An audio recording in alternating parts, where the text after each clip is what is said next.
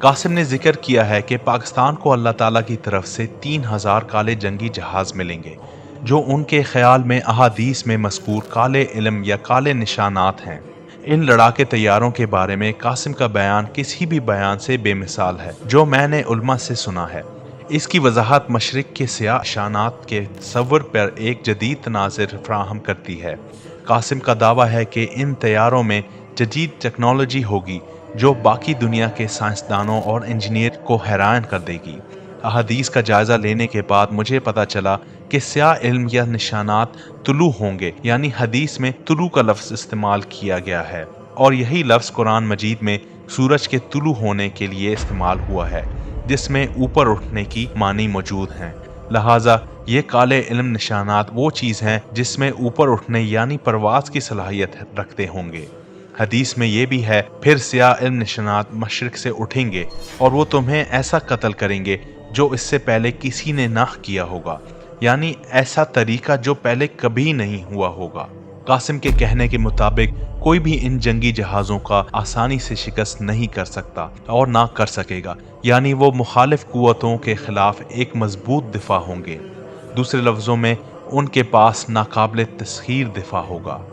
حدیث میں یہ بھی ہے، سیاہ علم یا نشانات خراسان سے آئیں گے، کوئی چیز انہیں پیچھے نہیں ہٹا سکے گی، یعنی ان کو ہرا نہ سکے گی۔ قاسم کا کہنا ہے کہ پاکستان سپر پاور امریکہ اور روس دونوں کا مقابلہ کرے گا اور انہیں شکست دے گا۔ اس سے مجھے اندازہ ہوتا ہے کہ سیاہ نشانات کا علمبردار فوج کسی بھی دوسرے قوم کے مقابلے میں غیر معمولی جنگی صلاحیتوں کا حامل ہوگی، کیونکہ وہ ایک ہی وقت میں دونوں سپر پاور سے لڑنے کے قابل ہوگی۔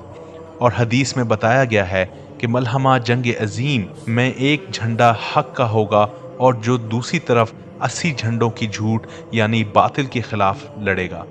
اور قاسم یہاں تک کہتے ہیں کہ ہم پر یہ جنگ مسلط کی جائے گی اور ہمیں اپنا دفاع کرنا پڑے گا، اور ہمارے دشمن کو خود موت کا شوق ہوگا تو ہم کیا کریں۔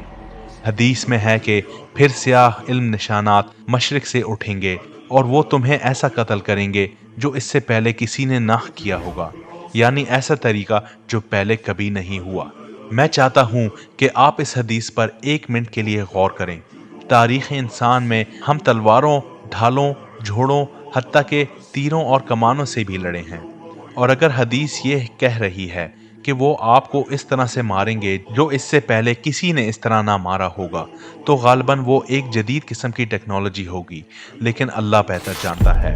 قاسم کا کہنا ہے کہ مسلمان سیاہ علم نشانات کو بروئے کار لاتے ہوئے یروشلم اور یورپ سمیت مسلمانوں کے کھوئے ہوئے علاقوں پر دوبارہ قبضہ کر لیں گے، یعنی سیاہ لڑاکے طیارے اپنے جدید ٹیکنیک اور عالی قوت کی وجہ سے جنگ کے دوسرے تمام ہتھیاروں کو مات دیں گے، اور کوئی بھی چیز انہیں آسانی سے نہیں ہرا سکے گی۔ میں چاہتا ہوں کہ آپ بھی اس بارے میں غور کریں۔